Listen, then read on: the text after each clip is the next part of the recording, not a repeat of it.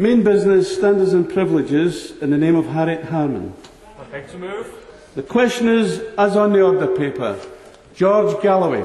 Mr. Speaker, I'm grateful for your early remarks, and I want to begin by apologising to the House for the fact that the important business which was transacted before we came to this matter necessarily had to be truncated, because this is going to be a significant piece of business and it must finish at 10 o'clock.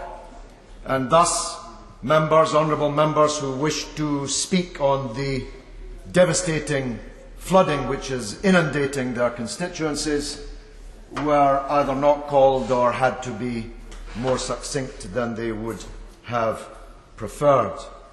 The great issue of public housing, the flagship, in fact, of the new Labour Prime Minister's first term, at least I hope it's his first term, had to be dealt with in a very perfunctory manner because of the other business that awaited.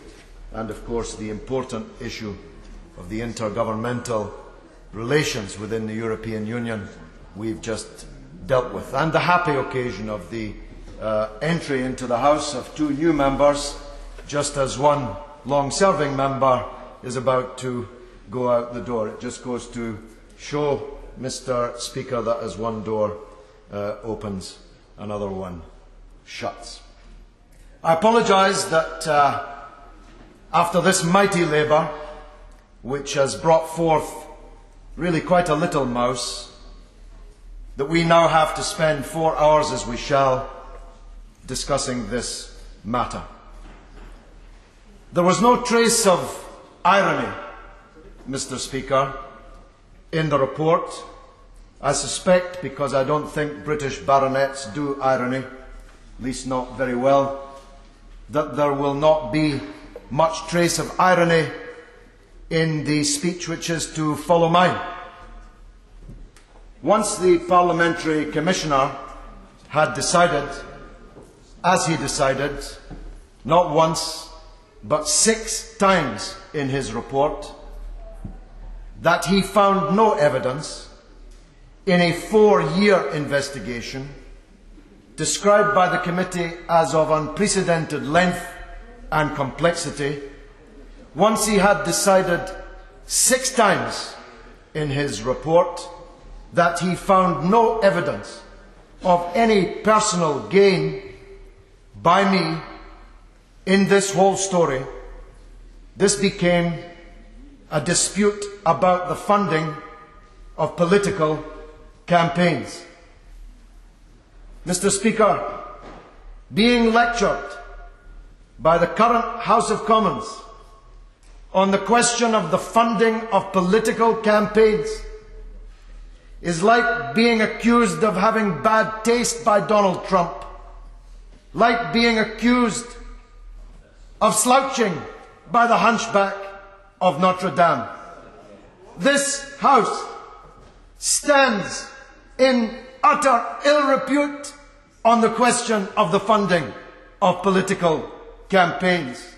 I shall develop that argument later. Suffice for this moment to say this.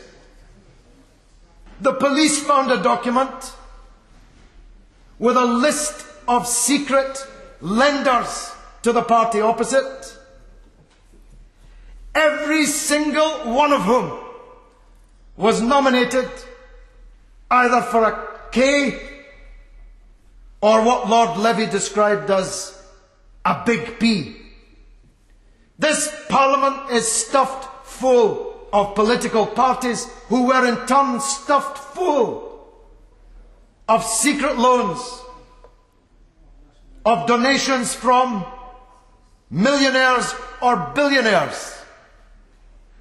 None of the parties here, and all 3 of them are culpable, to which I shall return, ever asked the millionaires and the billionaires who gave them and lent them money where they got the money from. Oh, well, I'm tempted. I'll give just one example now.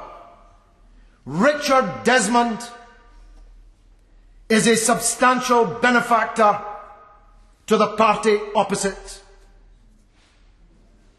Did the Treasurer of the Labour Party ask Richard Desmond from which part of his considerable wealth he was donating handsomely to New Labour's coffers?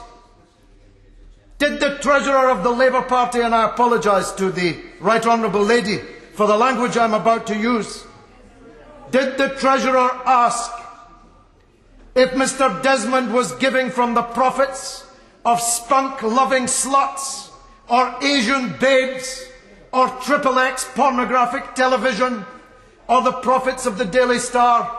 Order.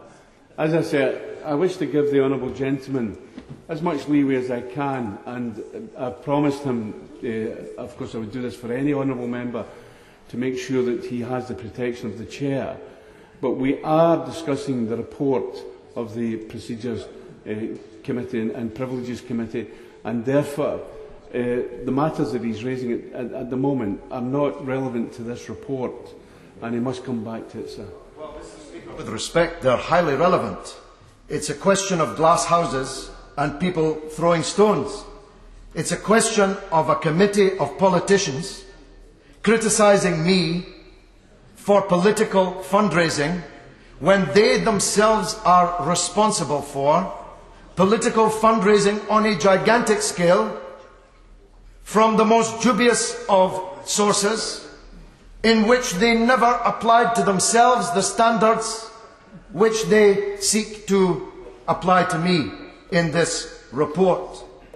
It's a question not of standards, Mr. Speaker, but of double standards.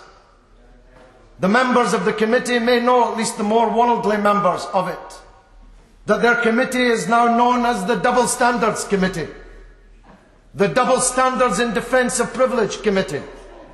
Order. I say to the honourable gentleman that all members of this committee acted in good faith and were nominated to that committee by the House and conducted their affairs properly. And there's been no complaint whatsoever about the way that they have conducted their affairs. And in no way can I tolerate any honourable gentleman, and I know that feelings are running high with the honourable gentleman, to say that they indulge in double standards. They don't.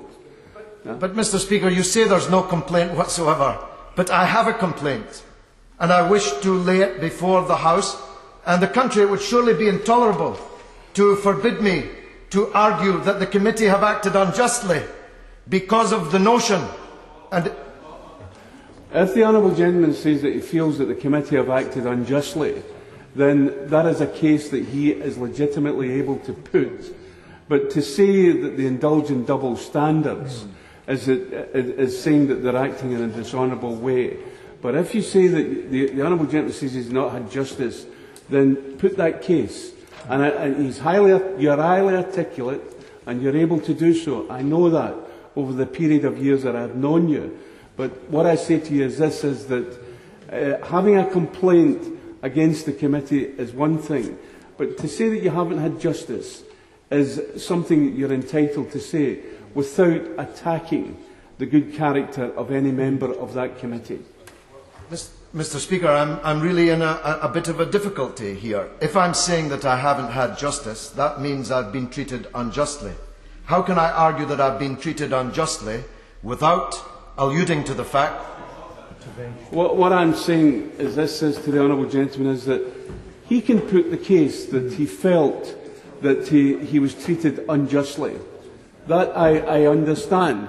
And it's for the House to decide after this debate finishes whether the House feels that the strength of argument is with the honourable gentleman or with the committee. Indeed, Mr. Speaker, I'm just 10 minutes into what I'm afraid is going to be a long speech, and it's been now regularly interrupted by our teasing out of what's in order and what's not in order. I do assure you, Mr. Speaker, there's considerable interest in this debate this evening in the country, and I don't think that the country would consider that it had been well served by the House of Commons if a member who's about to be thrown out was not allowed to proceed with the argument against him being thrown out that he had come here to make. And I really appeal to your spirit of generosity in that, because it will not be possible for me to make the case that I've been treated unjustly without criticising the way that I've been treated. I know that the notion is, Mr. Speaker, that we're all honourable members here, but I'm actually being accused of being dishonourable, and it's not possible for me to defend myself without dealing with the way in which I've been treated. And so I hope that I will be able to make my case, always, of course, at your direction. Because well, just before I do, if I just make this point, that the Speaker knows how much I respect him personally. I respect Parliament. Being 20 years in Parliament, 5 times elected to Parliament, I consider the words Member of Parliament to be the most honourable appellation that it's possible in this country to wear. I respect the fact that I've been elected to Parliament 5 times, always against the odds, from the beginning when I defeated the now deceased Lord Jenkins, right through to the last occasion in which I became the first Member of Parliament for 60 years in England to be elected from the left of Labour. I respect Parliament. I respect the select committees of Parliament, even though I never managed to catch your or any other previous Speaker's eye in order to be appointed to one. Despite my areas of expertise, I never made those pinnacles. I respect the Standards and Privileges Committee, but that doesn't mean I can honestly tell you that I respect every person currently in the Parliament. It cannot mean that I respect every decision made by a select committee. It cannot mean that I must respect the findings of this committee, which I consider, and I'm not alone in this, consider to be unjust, and, when considered as a whole, to be an example not of standards, but of double standards, not of privilege, but of the defence of the privilege. That's my case that I want to make here this evening. Forgive me, yes. I wonder if the honourable gentleman can help us. I'm trying to put this neutrally. The report suggests that the honourable gentleman has dissatisfaction about the committee and believes it's a politicised tribunal. But I understand from the report that he doesn't have any objection about the Commissioner for Standards and his judgment, his process and his conclusion. Is that a fair representation of the honourable gentleman's views? Alas, no. In fact, the opposite.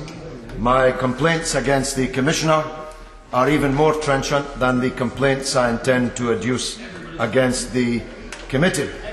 And if members will allow me to proceed with my case, I think they'll find some justice in what I have to say. Now, I'm accused in the committee's report, indeed I'm sentenced by the committee to 18 days suspension, precisely because of the way I have conducted my defence against the accusations made against me. They say that in black and white, Mr. Speaker. Rather surprisingly, and rather sensitively, you might think, they state that if it were not for the way I had done so, if it were not for the way I had conducted my defence, I would merely have been asked to apologise to the House. I am in fact being suspended for 18 days because of the way I conducted my defence. And indeed it's caused you some anxieties in the debate already this evening. Now, I want to make the case in my speech, which I warn the House is necessarily a long one, of the reasons why I conducted my defence in the way that I did. Let me begin, if I may, with my criticism of the Parliamentary Commissioner for Standards, Sir Philip Moore, who in one of the delicious ironies... Order. I'm very reluctant to keep interrupting the honourable gentleman. I usually in these situations leave honourable members who have had an accusation against them to allow them to develop the case. But I could put it to the honourable gentleman and to the House that there is a long tradition of not attacking individuals, such as officers of the House, who are not able to defend themselves. And I remind the House that good temper and moderation are the characteristics of parliamentary language. Mr. Speaker, this is now beginning to verge on the ridiculous, and I do say again, there are very many people watching this debate this evening that would like to hear my defence against the charges of the Standards Commissioner and of the Committee of Privileges and Standards. If I'm to be, although you do it in the gentlest way, if you're to come over the ball at me every time I make a couple of yards advance in my argument, it will really get nowhere. I cannot criticise the conduct of the inquiry without criticising the conduct of the person who conducted it. I'll try to do so as temperately as I can, but it will be seen, Mr. Speaker, as an attempt to gag me here, as an attempt to silence me here. Well, Honourable... I've known the honourable gentleman for 30 years, and I've never. I don't think I have the power to silence him. But I don't think I've been able to do that. All I'm saying is this: is that the House has given me rules, a set of rules that I must abide by, and see that they are enforced. And it's not an attempt to gag the honourable gentleman, but he must abide by the rules that Parliament has given me, and I'm the custodian of the rules, even in a situation like this. Mr. Speaker, Dr. David Kelly was a civil servant who couldn't defend himself, and look what happened to him. Are we really saying that an important official of the British state, who's conducted a 4-year-long inquiry into me, cannot be criticised because of the position that he holds? That will not be tenable in the public, in the country. It might well pass muster here, though I suspect not with everyone. But it cannot be the case, surely, that I cannot develop my criticism of the Commissioner's inquiry into me because I'm gagged from mentioning the Commissioner, the man who carried out the inquiry. I'm sorry that these things are causing you difficulties, Mr. Speaker, but again I say I'm now 18 minutes into my speech and have barely been able to get started with the critique that I wish to make about the way that I have been treated. I am, after all, being excluded from Parliament. It's not a small thing. I am, after all, about to face the situation where my constituent's Member of Parliament has been banished from the building, a building in which I've sat for 20 years. And I really would like to explain why I believe I've been treated unjustly, and I promise you, the public will not understand this attempt to shield people from criticism when I'm the one who's being excluded from Parliament. If I may continue, the Parliamentary Commissioner, in one of life's delicious little ironies, turns out, I'm grateful to the Daily Telegraph for this, to have once been the permanent private secretary of the now Lord Hurd. The now Lord Hurd, who in the 1980s was sitting on the sofa with Saddam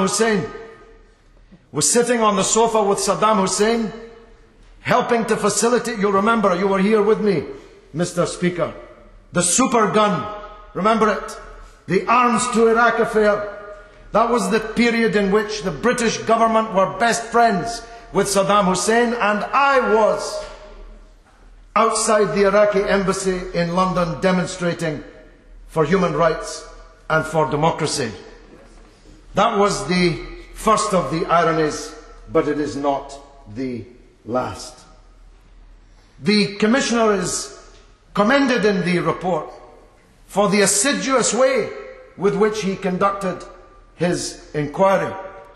But only yesterday we discover in The Guardian that Mr. Andrew Murray, the chairman of the Stop the War coalition, which organised the massive demonstrations in London of millions of people, the communications officer of Britain's mightiest union, Unite, formed by the merger of the Engineers and the Transport Workers Union, of which I have the honour to be a member in good standing for 33 years. Mr. Andrew Murray, a very considerable figure in the land, was not interviewed by the Parliamentary Commissioner for Standards, despite the fact he was a founder of the Mariam Appeal, despite the fact he was an officer of the Mariam Appeal, despite the fact that he was a trustee of the Mariam Appeal. He was never interviewed by the Parliamentary Standards Commissioner, who either did interview or sought to interview every other person who held those positions. Why did the Commissioner not interview Andrew Murray as part of his inquiry, so assiduous, so long, so complex? Was it because Mr. Murray would have been able, as he did in The Guardian yesterday, to set him right about a few things? I believe that it was that reason. The only alternative reason is incompetence, inefficiency, inattention to detail. And I'm sure you wouldn't like me to draw that conclusion, Mr. Speaker. I fell out badly with the Parliamentary Commissioner, very badly indeed. And I'm going to develop the reasons why. And when I have finished doing so, even if they cannot say so, there will be many members sympathetic to how I found myself. I fell out with the Parliamentary Commissioner when I read the transcript of the way that he fawned over one of the witnesses, Mr. Tony Zuricat, about whom much more later. This man, I'm attacked in the report with having criticised this Tony Zuricat as a malevolent fantasist, when I have finished bringing to the House's attention that which Mr. Tony Zuricat said, which I demonstrated beyond contradiction to be lies. Honourable members will understand why I described him as a malevolent fantasist, and yet one of the reasons I'm being suspended this evening is because I so robustly pursued his lies, debunked them, to the point that every time I debunked a lie, the witness was described by the Commissioner as more and more peripheral. Peripheral was the word that he used. But it turns out that in the end, such witnesses, and there are more, were not peripheral, because they were used as corroborators of the central charge against me on the subject of the political funding of the Mariam Appeal campaign.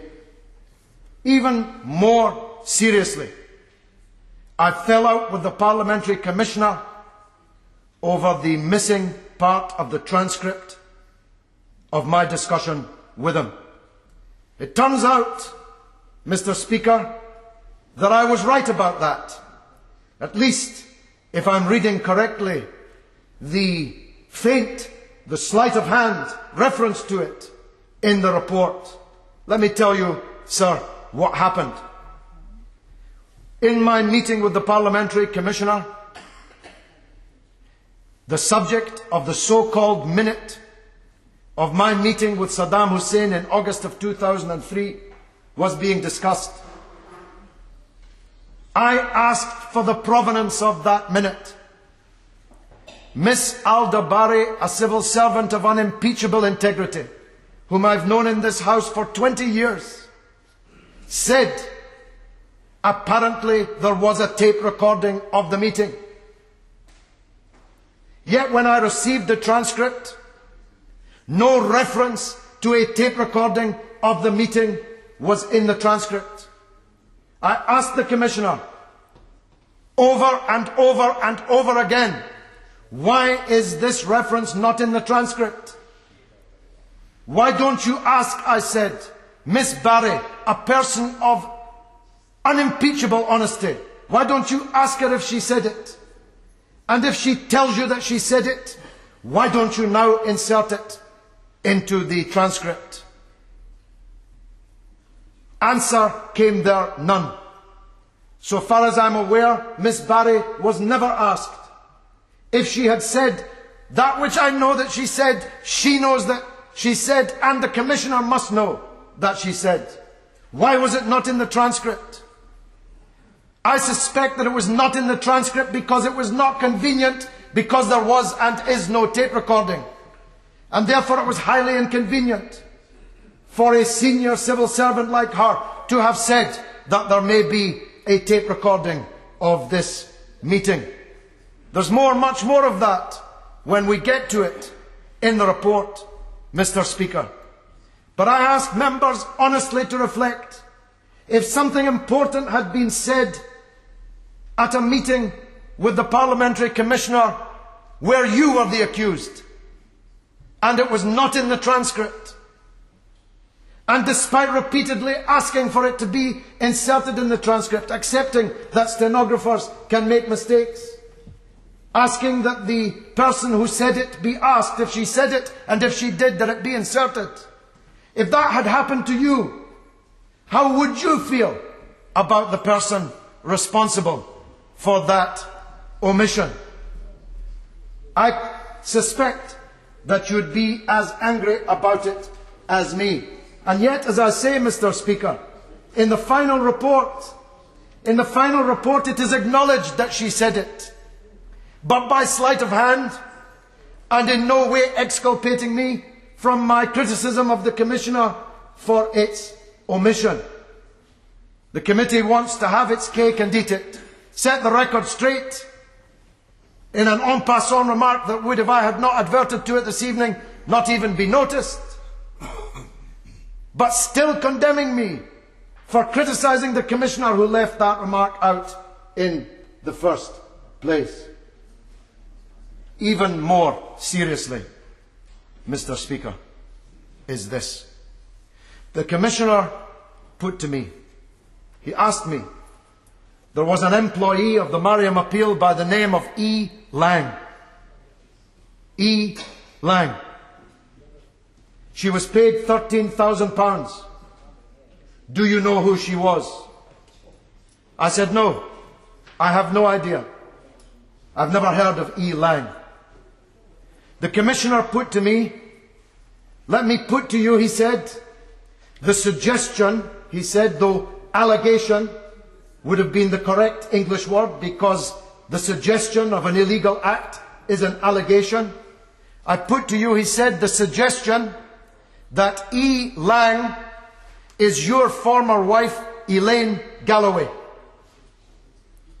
who happens to be a respected civil servant working in Her Majesty's Treasury across the road. The point was that the name E. Lang on a cheque could easily be altered to the name Elaine Galloway. In other words, the suggestion was that she and I had been involved in what can only be described as a criminal conspiracy to defraud of £13,000. When I asked the Commissioner who made that suggestion, he said, and I quote, I have forgotten. Now I'm asking you, Mr. Speaker, and I'm asking every member to search their heart on this. Does anyone really believe that a Parliamentary Commissioner for Standards involved in a 4-year investigation of a Member of Parliament hears a suggestion of criminal behaviour against that Member of Parliament and then forgets who made that suggestion? I put it to you, it is impossible that he forgot the person who made that allegation. It is impossible. Only if he was a bumbling nincompoop could he have forgotten who made that suggestion, more properly, allegation. And it would be, I'm sure, you'd pull me up if I were to describe Sir Philip as a bumbling nincompoop. And it turned out, Mr. Speaker, that E. Lang was the personal assistant of the director of the Mariam Appeal, who told the Commissioner that he didn't know who Elang was. And I'll come to that later.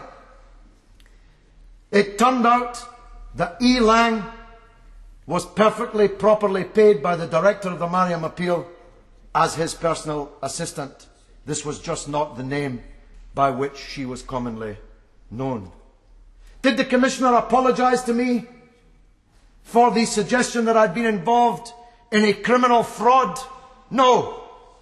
Was I irredeemably angry with the Commissioner over this episode thereafter? Yes, I was. And so would any of you be. If any of you were asked such a question, any of you were implicitly accused so unjustly and in such a way, you'd be as angry about the person who made the allegation as I was.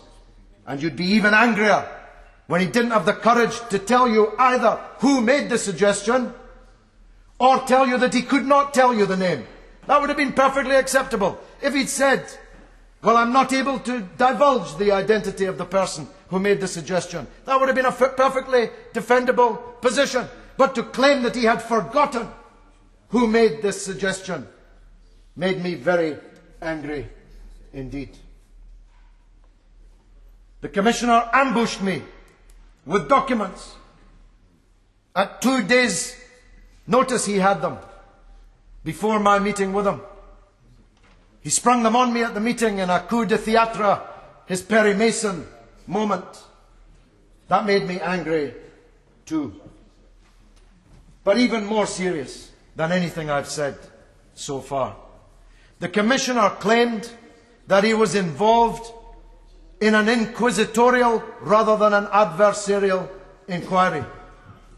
And yet, he refused, point blank, over and over again, a refusal endorsed by the committee, to pursue the existence of forged documents about me which emerged in Baghdad in the very same week, in the very same city, and which passed through the hands of a journalist from the very same newspaper, the Daily Telegraph. I refer to the forged documents published by the Christian Science Monitor and almost published by the Mail on Sunday in England, which purported to show, and by the way, Mr. Speaker, these documents looked really authentic.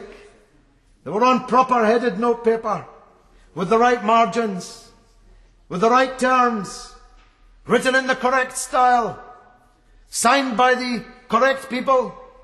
The documents even almost got it right about my whereabouts vis-à-vis Iraq in the dates that they suggested I had gone to lift $20 million personally in cash, corruptly in cash, given to me by 2 sons of Saddam Hussein.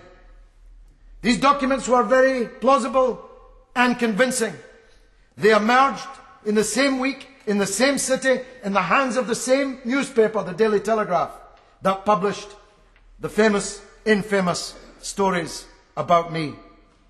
Not only that, but the identity of the man who gave the documents to the Christian Science Monitor and to the Mail on Sunday is known. His picture was in the paper. His address is known to our men in Baghdad, in the embassy.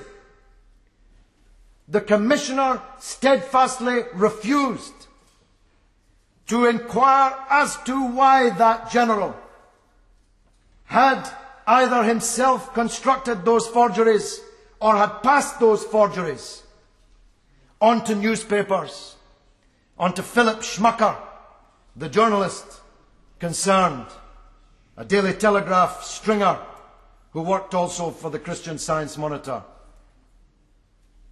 I asked the Commissioner to send our people from the embassy to interview this general and ask him on whose behalf these forgeries had been produced, why it had been done. He said that he would not do so because these forged documents were not in the member for Blaby's complaint. even though the same Commissioner went on for almost 4 years to examine and inquire into practically everything other than Mr. Blaby's complaint. I said it must be relevant that forgeries about me were produced. We know that they were forgeries. The newspapers concerned accepted that they were forgeries. Harvard University tested the ink on the forgeries and proved that they were forgeries. That was possible in the case of those documents, because unlike the Daily Telegraph documents, to which I shall return, they were original documents and not photocopies or later faxes. It is inconceivable that a man carrying out an inquisitorial examination of an affair as important as this would not even try to find out who was responsible for the forgeries against a member of this House. In fact, it's inconceivable to me that such a man would not have, when these forgeries were exposed, wanted to know why a member of this House was the victim of such a conspiracy. You see, it's sometimes said, it was said by members of the committee. I hear them saying it sotto voce now. Oh, as far as you're concerned, it's just a big conspiracy. But we know that there was a conspiracy. It's not an allegation by me. We know that there was a conspiracy. These documents in the Christian Science Monitor, and almost I stopped the presses at the last possible minute, only by giving my passports to the editor of the Mail on Sunday, for which I then worked to prove that I could not have been in Iraq on some of the dates at which it was suggested I had lifted this money. It is inconceivable that anyone carrying out an inquisitorial investigation would not seek to investigate examples of parallel behaviour, and yet he refused to do so on the utterly fatuous grounds that they were not covered by the member for Blaby's complaint. He clung to the credibility of witnesses, which I have proven to be telling lies.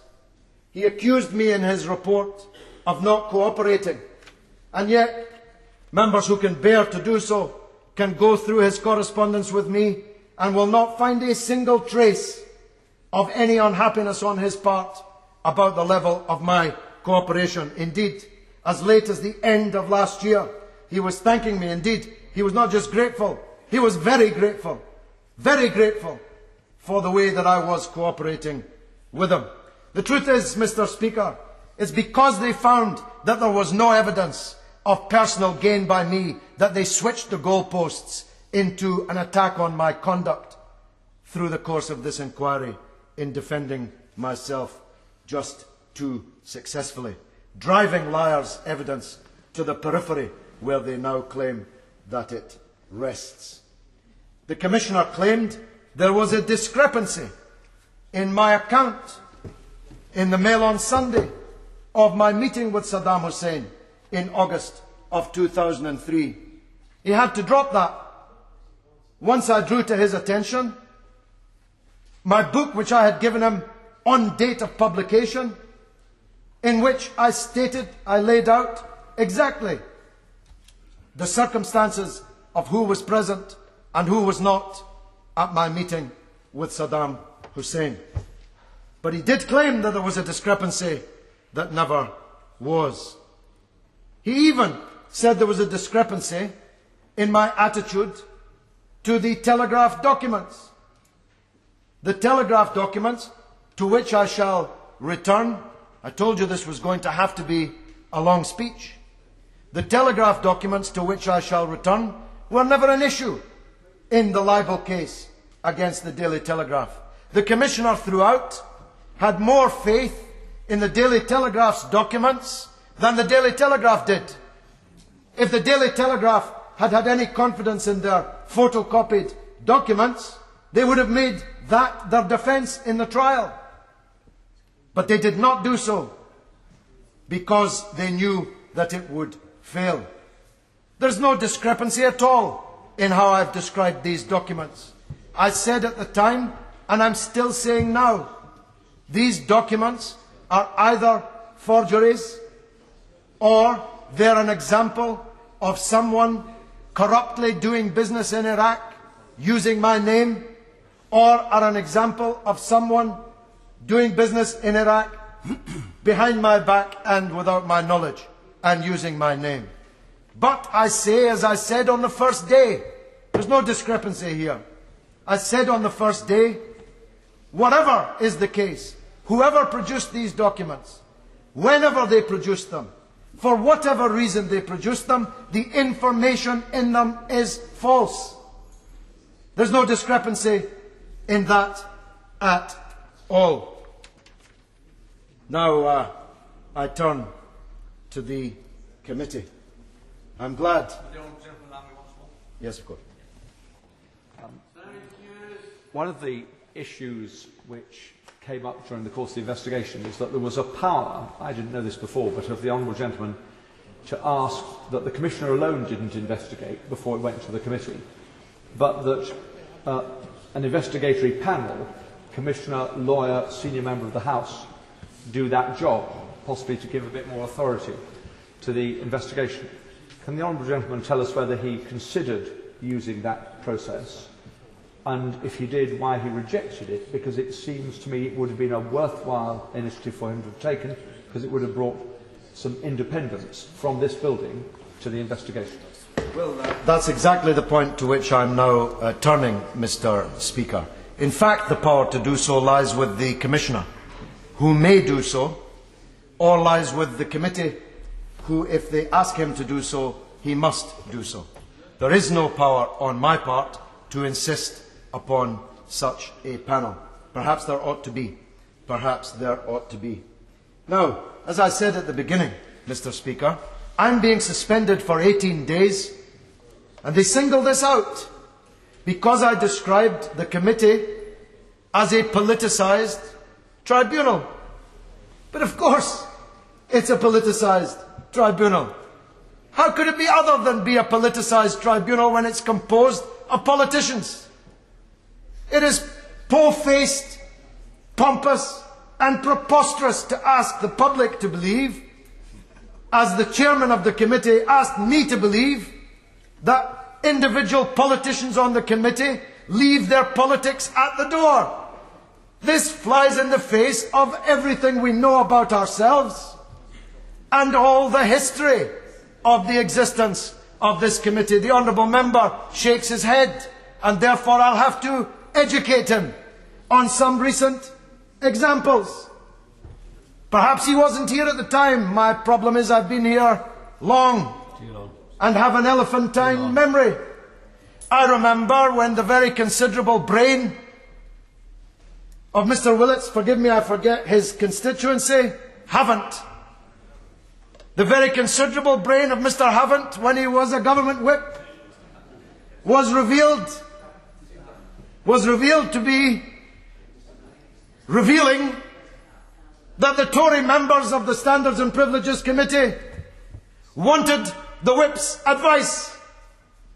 Because he's so clever, his defence was, no, it's not that they wanted our advice, it's that they were in want of our advice.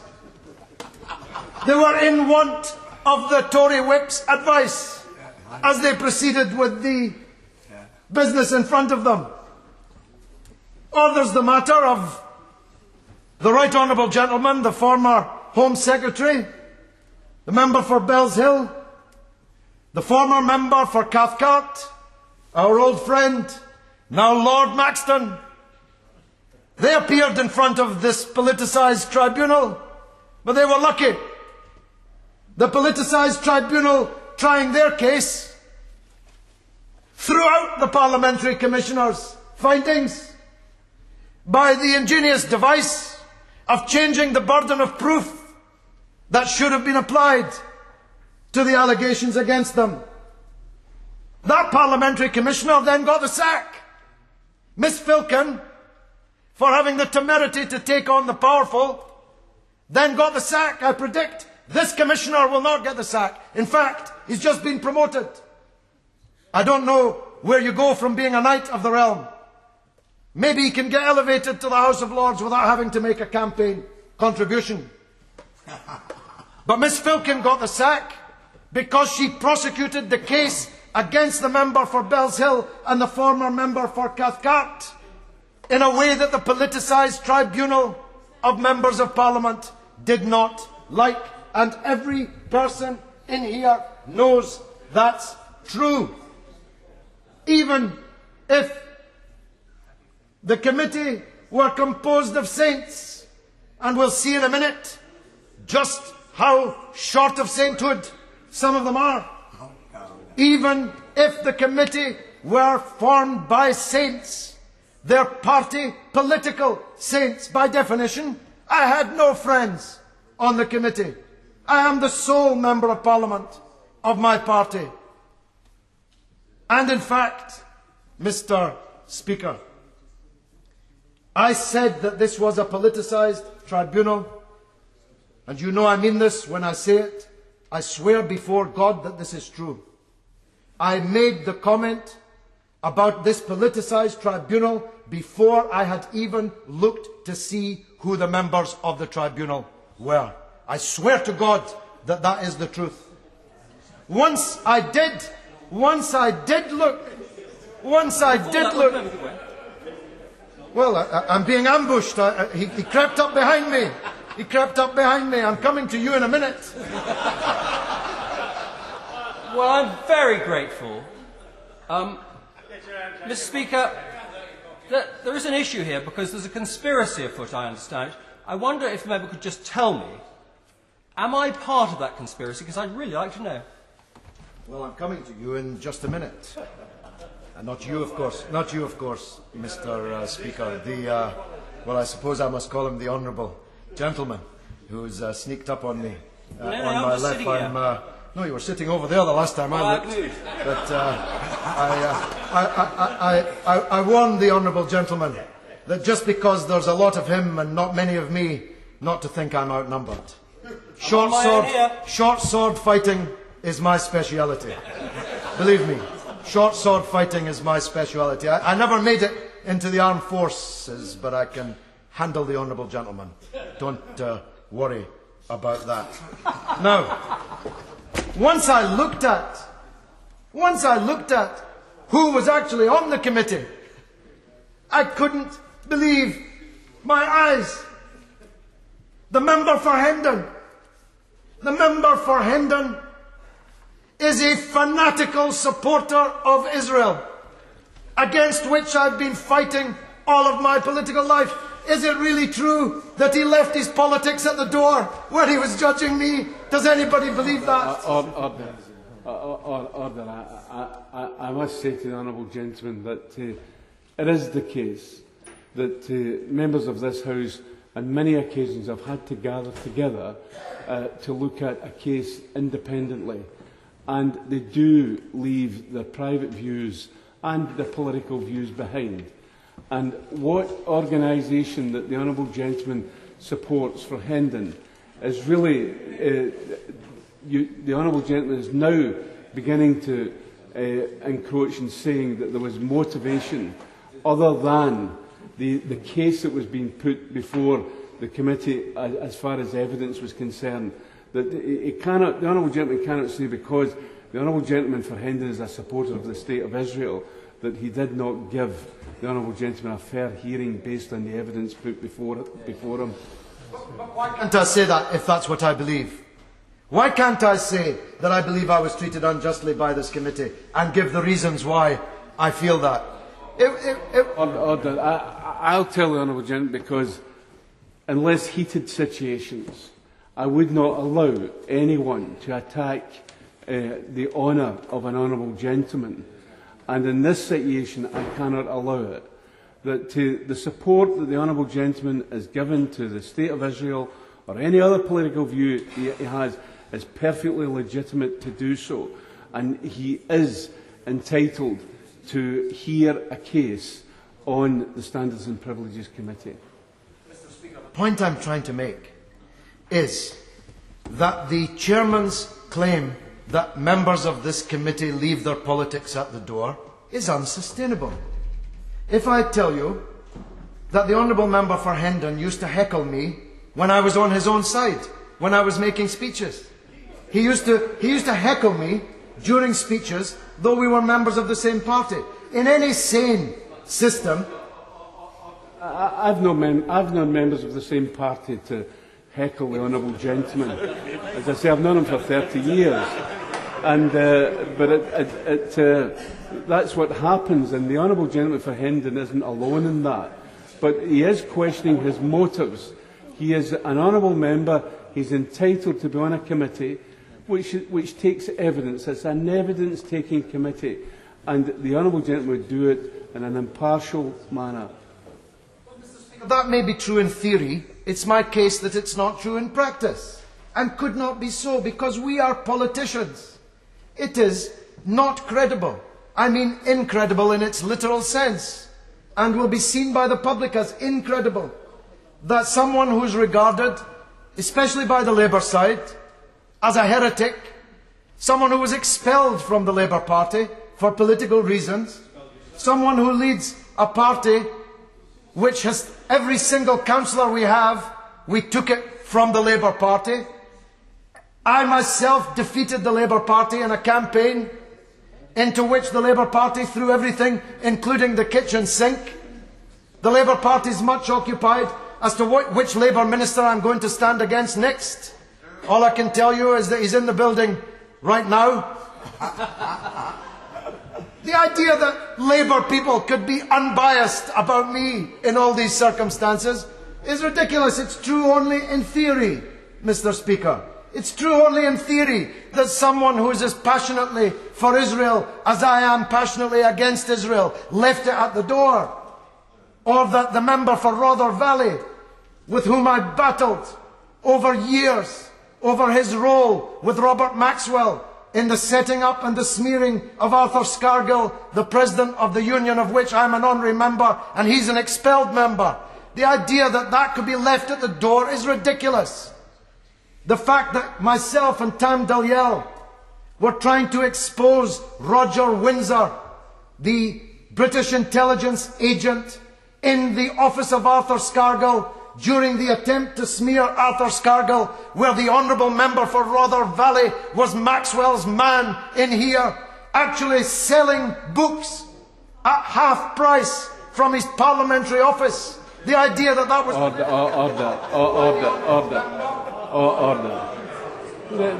The honourable gentleman is going...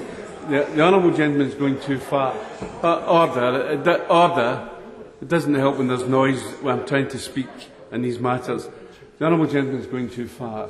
He's making personal attacks on members of the committee, and this is wrong, and I cannot allow it. The honourable gentleman has complained that perhaps I've interfered too much, but I won't interfere, I promise the honourable gentleman, if he gets back to the report before us, and not the personalities of each individual. But on the subject of personal attacks, Mr. Speaker, it's me that's being personally attacked, and I'm trying to defend myself, and that's what I'm seeking to do to help the honourable gentleman. And the way that he's being, if he feels he's being attacked, is via this report. And if he speaks to the report and rebuts the report, then I can assist him in every way. But attacking an honourable gentleman as to who he was connected with and what books he was promoting is really not something that I can allow. And if the honourable gentleman is going to go through every individual member of the Standards and Privileges Committee and do the same, this I cannot allow. I'll, of course, hear what you say, Mr. Speaker. Having dealt with the member for Hendon and the member for Rother Valley, I'll leave that particular line of argument or seam which I've been mining at that. I think the public know the truth, and if they don't, they can read Seamus Milne's masterpiece, The Enemy Within, about the miners' dispute and who was who and who did what in it. I am a proud member of the National Union of Mine Workers, South Wales area, Mardy Lodge, these last 25 years, I'm very proud of it, which is one of the reasons why the honourable member and I don't get along. A politicised tribunal, Mr. Speaker, is what I say it was. If it was not a politicised tribunal, why did I learn of its establishment from the media rather than from the parliamentary commissioner or from the member who made the complaint, who was on my left? He's now disappeared. I think he's going to pop up somewhere over there any minute now. I hope so, at least, because I have much to say about him.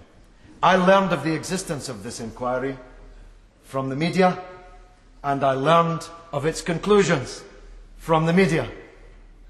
I didn't need to wait for the report of the chairman, which was published on the Tuesday, because I read it in the Sunday Times on the front page on the Sunday. And given the closeness of New Labour to Mr. Murdoch and the Sunday Times as the sewer of choice for so many such things, I knew that it must be true. So, it's not a politicised tribunal, it's the Committee of Standards and Privileges. But it's so unconcerned about the breach of privilege implicit in that lack of standards that an honourable member inquired into learns of his fate from the newspapers, that when I wrote to the chairman of the committee complaining about the leak, he answered me without even reference to the leak.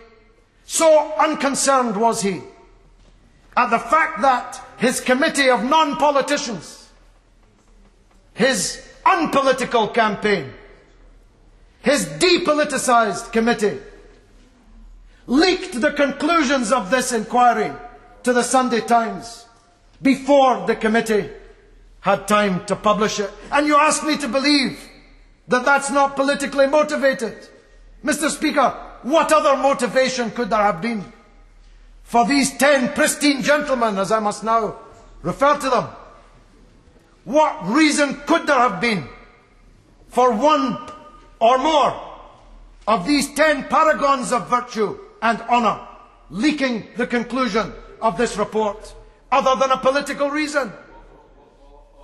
I know it's difficult for the honourable gentleman, but once again, the honourable gentleman is questioning the honour of members of our Standards and Privileges Committee and makes an accusation that a leak came from one of them. That's not necessarily the case.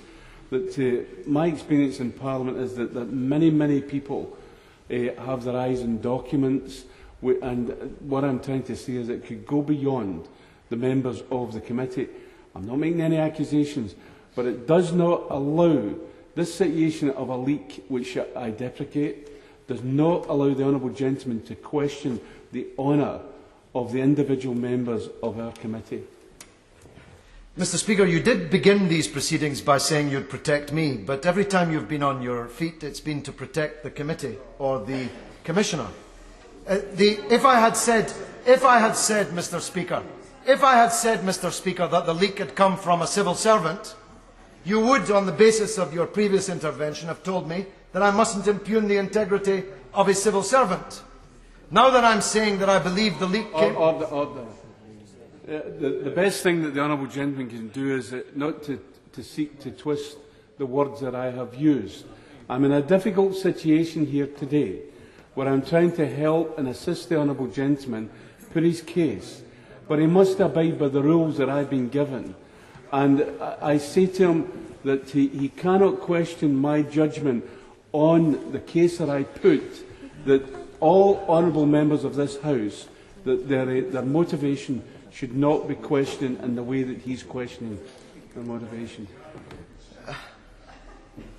I'm really at a loss, Mr. Speaker. The report was leaked. The report was leaked on the front page of the Sunday Times. Ergo, somebody leaked it. Based on what you've said, I may not impugn the integrity of a civil servant, and I must not allege that one of the committee leaked it, That only leaves the printers. That only leaves the printers. Is it all right to impugn their integrity? I tell you candidly, not only do I believe, any sensible person believes that it was neither the printers nor the civil servants who leaked it. It was leaked for political reasons by a committee you're asking me to accept as non-political. Order.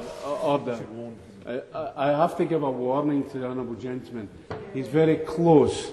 He's defying my ruling, and he's very close to being named. And this I do not want to do, but this is what he's doing. He's defying my ruling, and the honourable gentleman will be named if he wishes, as he says, seeks to mine this particular scene.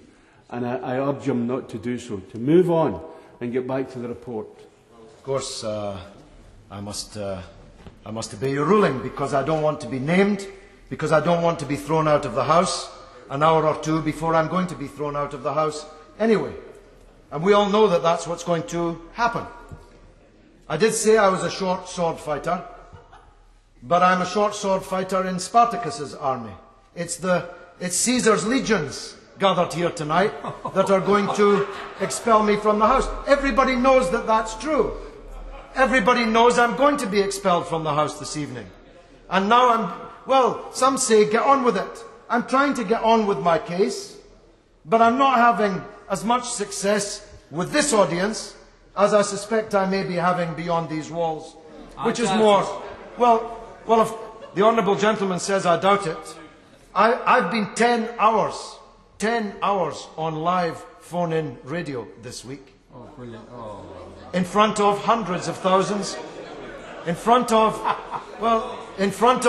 hundreds of thousands of listeners.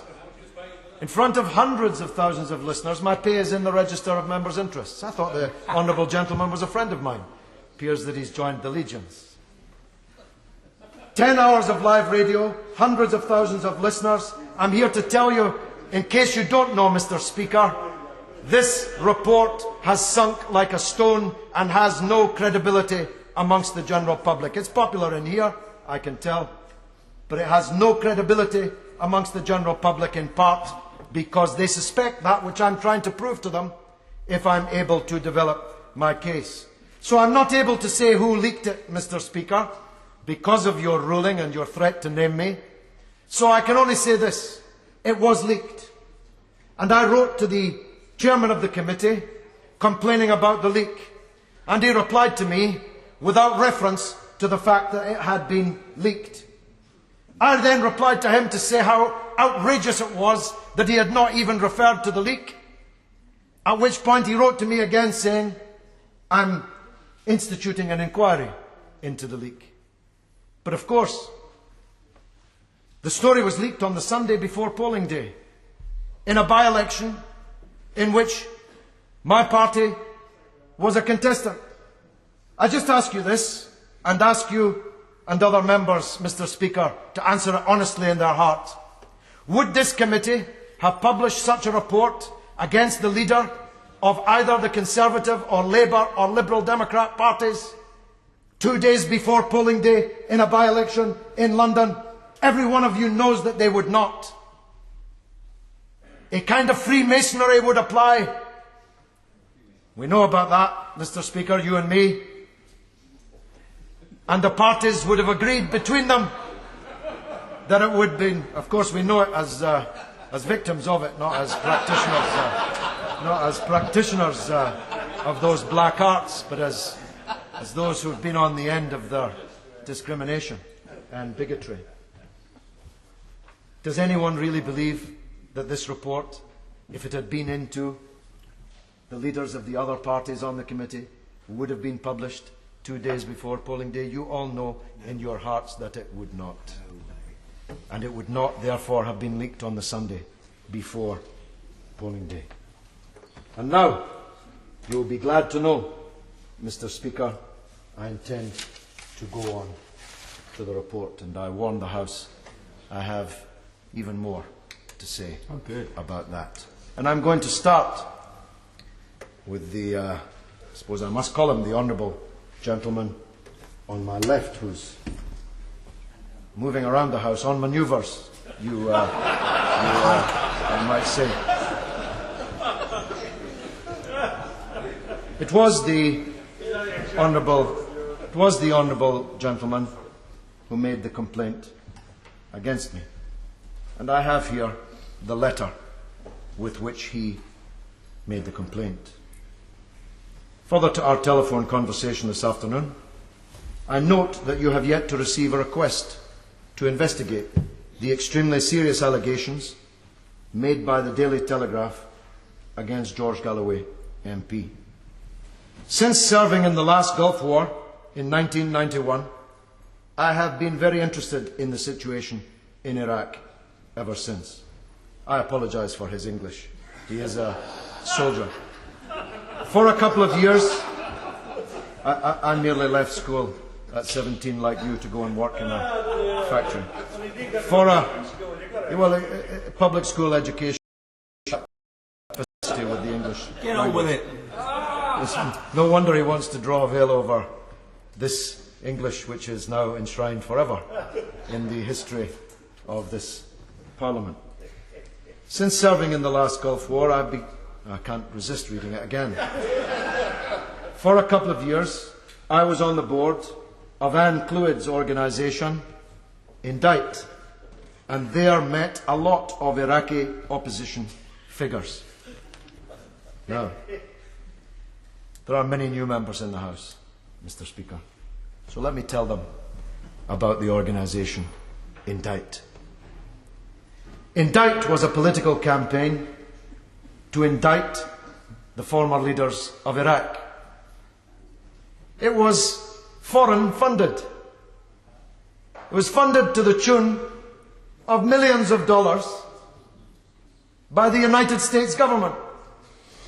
That's all right then. That's all right then, as the honourable member says. It was funded to the tune of millions of dollars from the United States government.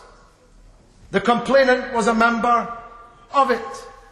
There he met a lot of Iraqi opposition figures. It operated from this House.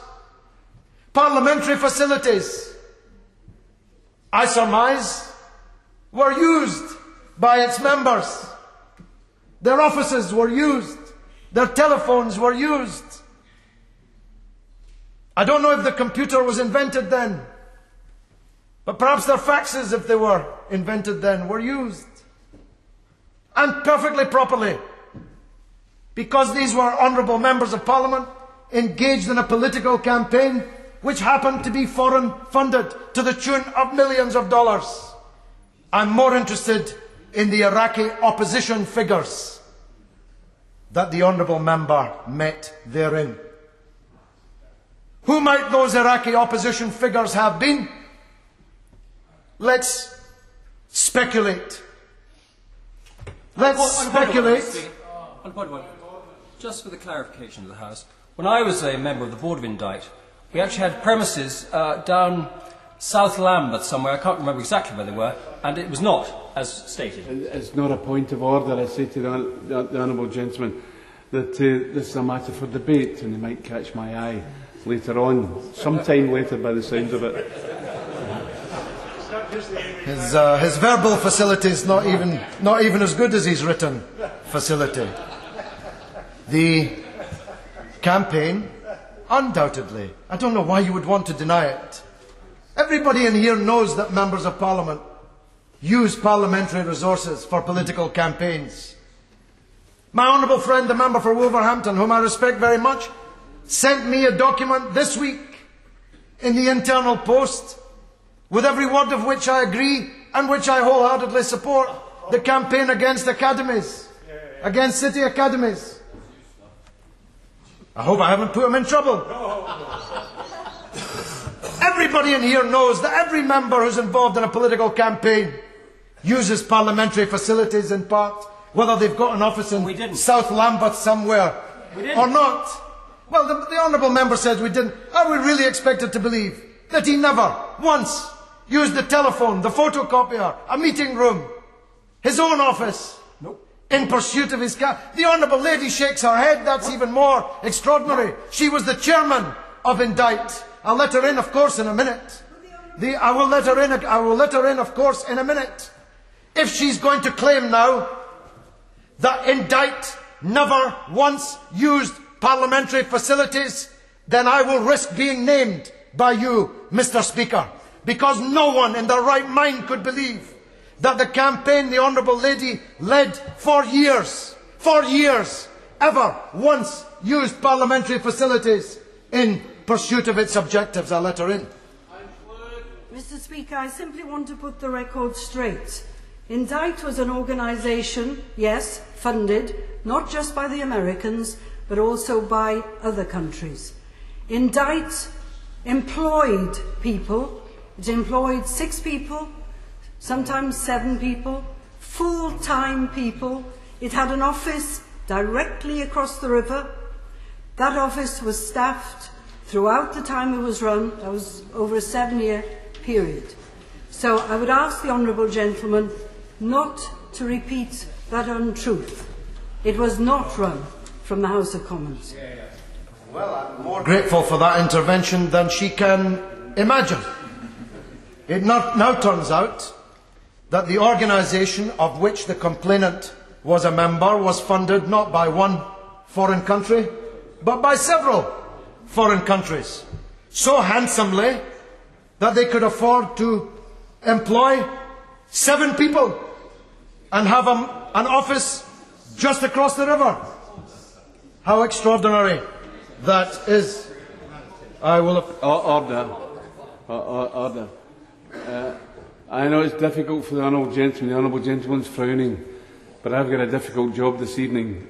And I say to the Honourable Gentleman is that it's one thing mentioning an organisation in the passing, but he's now entering into a full-blown debate about this particular organisation, and we should get back to this report. Mr. Speaker, it's about standards. It's about the fact that I'm being thrown out of the House for running a campaign about Iraq, which sometimes used parliamentary facilities and was funded by foreigners. And it's based on a complaint by a member of an organisation which campaigned about Iraq, which undoubtedly used from time to time some parliamentary facilities and was funded by not one but several foreign countries. That's my point, Mr. Speaker. It's the double standards in this that give rise to the injustice. And I hadn't intended to spend as much time on the organisation Indict, except the 2 members of it have intervened and have expanded that which I had to say on this subject. My real point, as I was turning to say before the Honourable Lady intervened, my real point is not about Indict, but about the Iraqi opposition figures that the Honourable Member from Blaby was hanging out with during his time across the river in Lambeth with the Honourable Lady and Indict. Let's speculate on who these Iraqi opposition figures might be. Might they be the Iraqi opposition figures that put us into so much trouble in the run-up to the war? Might they be the Iraqi opposition figures who fabricated and forged their way into here and into the White House and into the Congress and into Whitehall with their canards which have led us to this pass that we're in, that we can't avoid discussing this evening? Might they be the Iraqi opposition figures? I'm going to do it again. I know it's difficult for the Honourable Gentleman to take a telling, but he must go back to the report. He's entering into the detail of an organisation called Indict, and he's not allowed to do so. I tell him he's not allowed to do so, and he must obey my ruling. So you keep saying, and you keep having told me you'd protect me. We're now getting to the stage where you're going to have to throw me out of Parliament prematurely because I'm... Mr. Speaker... Order. I name Mr. George Galloway. I beg to move that George Galloway be suspended from the service of the House. The question is that Mr. George Galloway be suspended from the service of the House. Many is that opinion say aye. Aye. The contrary, no. I think the ayes have it. The ayes have it. Order. Order. I'll give my speech outside for anyone who wants to hear it. Sir George Young. Order. We are still in the standards and privileges debate. I call Sir George Young. Mr. Speaker, let me begin by dispersing some of these smoke screens that the honourable gentleman has constructed as he seeks to divert attention away from the issue which is at the heart of the debate this evening.